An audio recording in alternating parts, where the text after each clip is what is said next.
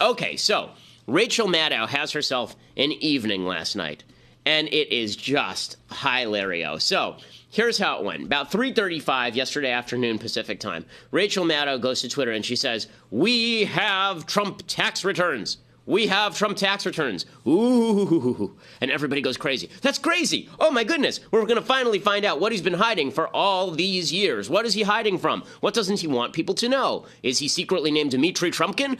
What is he in the pay of the Russians? Does he have no money? Is he actually broke? Has he been stealing money from small children? We don't know. Now we're going to find out because Rachel Maddow has all the new information. There's this massive buildup on Twitter, huge buildup. And then she shows up on air, and for like 30 minutes, she does this long lead up, this long drawn out. Now, I don't watch Maddow a lot, so I can't speak to whether she does this regularly. Apparently, she's kind of famous for this. She does like 10-minute monologues that don't lead anywhere, and then finally she gets to the news. And she did that last night, except it felt like hours, and people on Twitter were going nuts. Why don't you just get to the meat of the matter, as my father used to say, get to the meat of the matter, Uncle Eddie. Like, at some point, you're going to have to actually tell us what's in these tax returns. And finally, she gets there, and sad trombone.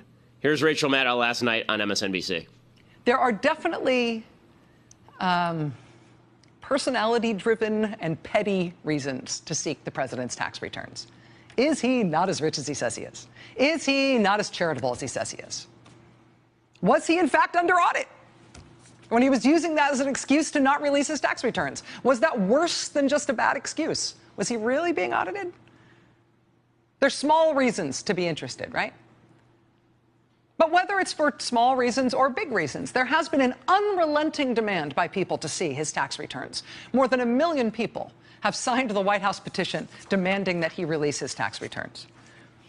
But with all of that, the concerns about whether he's going to be self-dealing in his tax policies, concerns about whether he might have lied or misrepresented his own financial circumstance during the campaign, concerns about whether or not he might have misstated things to the FEC. On and on. You can see she's going With on and on and on. There It's looms unbelievable. over all of this the big national security worry. Okay, right? is there a way to fast forward to the part where she actually existential pulls the worry. tax returns? Because she just goes The greater on concern, incessantly like this. Donald Trump's still tax going. returns Nope. to expose Still going. has decided to leak Okay, here we go.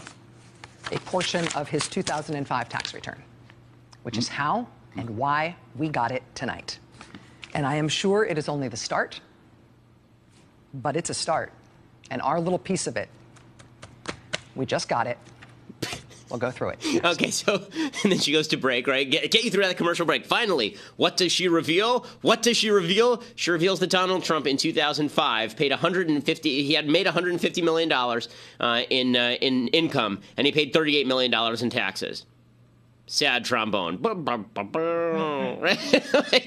you know what they were hoping is that he never paid any taxes, right? You know what they were hoping is that he's declared a loss every year for all time, that he's not a billionaire. It turns out that $150 million to make in a year, that's a lot of money. The average household income in the United States is somewhere around $56,000. So if you were to earn that average household income for 2,600 years, you wouldn't hit $150 million. He made that in 1 year. So number one, Trump is super duper rich. Well done, Rachel Maddow. You've broken the story. You've got the silver bullet. Donald Trump is no longer president. It's unbelievable. I love when she says, but it is a start.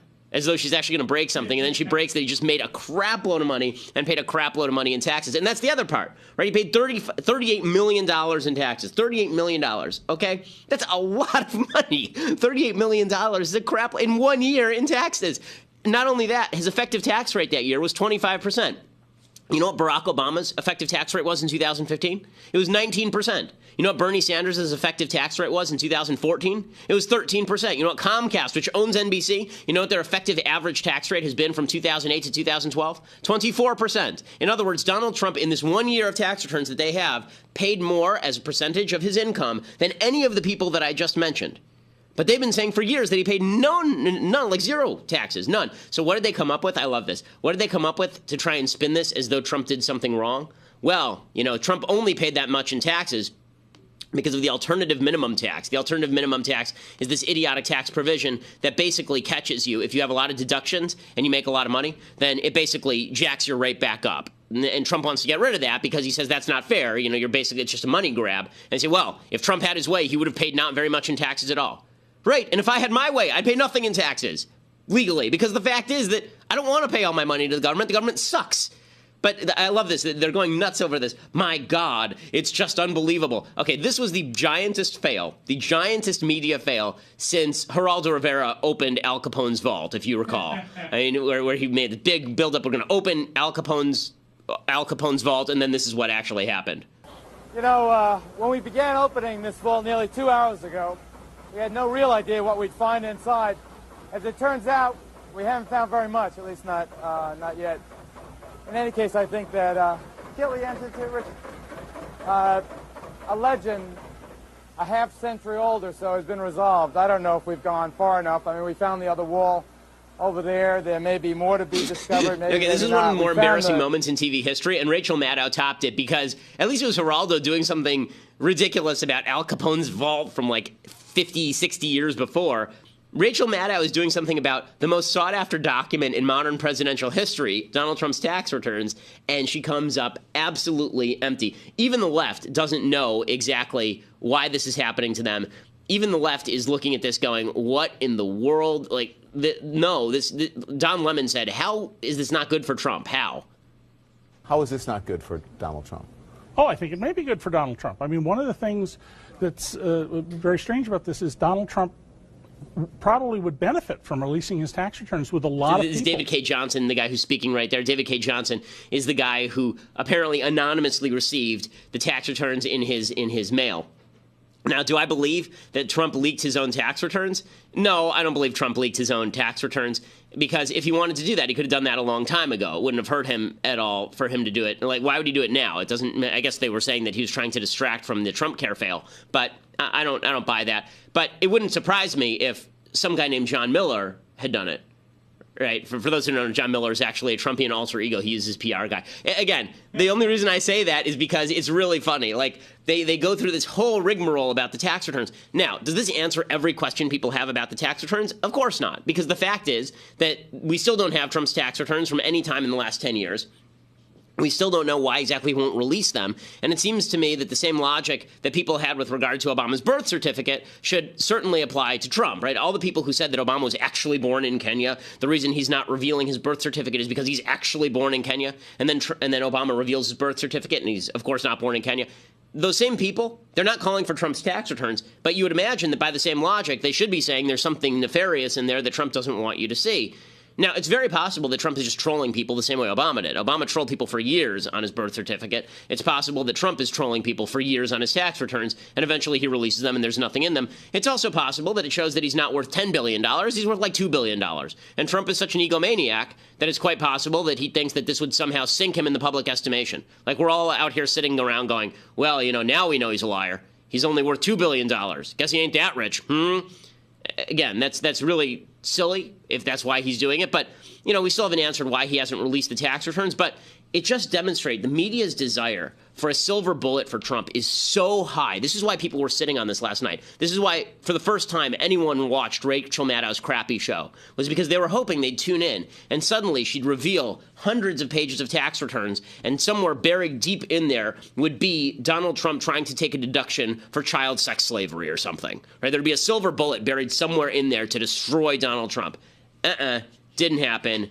Just hilarious. Trump himself released a statement last night. You can always tell when Trump himself releases the statements because the statements include the word totally. If a statement includes the word totally, then Donald Trump wrote it. So here is what the statement said. Before being elected president, Mr. Trump was one of the most successful businessmen in the world with a responsibility to his company, his family, and his employees to pay no more tax than legally required. That being said, Mr. Trump paid $38 million even after taking into account large-scale depreciation for construction on an income of more than $150 million, as well as paying tens of millions of dollars in other taxes such as sales and excise taxes and employment taxes, and this illegally published return just proves that. You can also tell it's a Trump statement because of the run-on sentences. Despite the substantial income figure and tax paid, it is totally illegal to steal and publish tax returns. The dishonest media can continue to make this part of their agenda, while the president will focus on his, which includes tax reform that will benefit all Americans.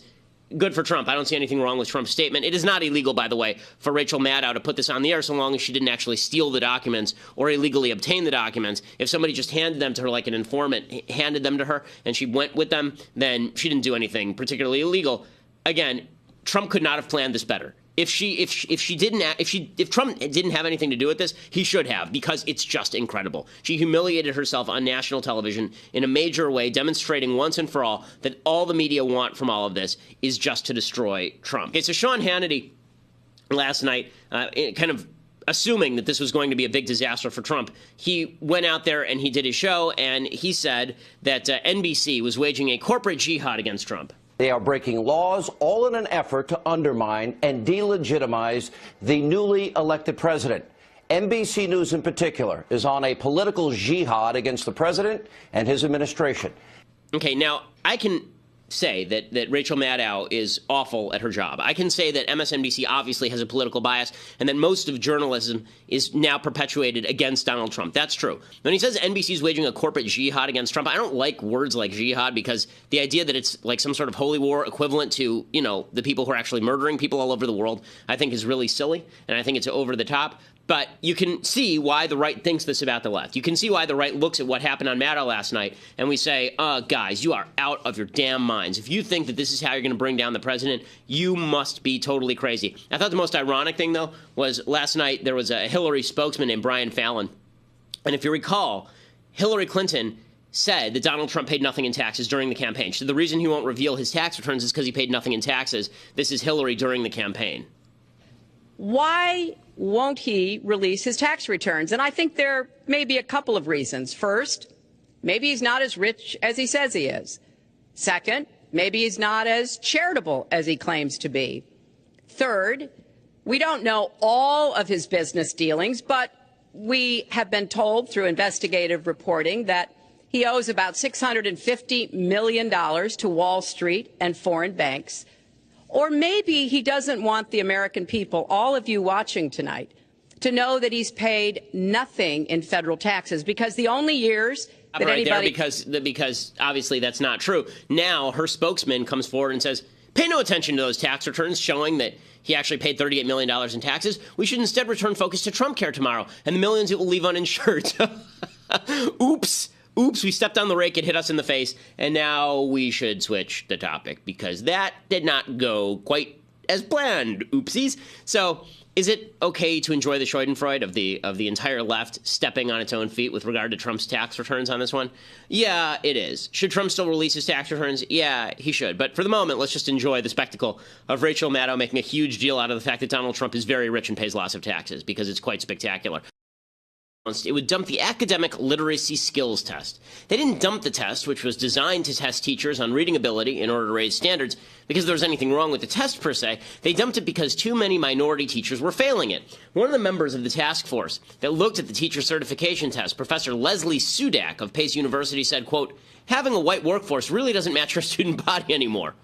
It turns out that, according to ABC News, 54% of Hispanics and 59% of blacks who took the test failed it on the first try, as opposed to 36% of whites. Does that mean the test was racist? Nope. A federal judge in New York, not exactly a bastion of conservatism, ruled the test was fine. That wasn't enough, though, for the state of New York, where it's more important that your teacher is black than that your teacher can read and understand material. Sudak's comments were echoed by National Council on Teacher Quality President Kate Walsh, who summarily dismissed test results. Quote, there's not a test in the country that doesn't have a disproportionate performance on the part of blacks and Latinos. But she acknowledged that getting rid of the test would be a step in the wrong direction. Here is the problem. The students. There's this weird notion on the left that students learn better from teachers of equal quality so long as the teacher shares a race with those students. A good deal of research finds weak or no evidence to substantiate that claim, and that's assuming the teachers are of equal quality. There is no evidence, none, zippo zilch, that an inferior teacher of the same race is better for a student than a superior teacher of a different race, yet it's that latter hypothesis New York wants to now pursue. So New York State now wants to sublimate the interests of its students to the interests of political correctness. Better for a black kid to have a black teacher who failed the ALST than to have a white teacher who passed it. Statistically, of course, this means a higher likelihood the black kid will have an underqualified teacher than a white kid, since we're now attempting to race sort rather than to hire meritorious teachers. That creates new intergenerational pathologies of failed education, for which, presumably, the left will blame white racism and test discrimination without evidence. Meanwhile, the kids continue to fail. Well done, New York. I'm Ben Shapiro. This is The Ben Shapiro Show.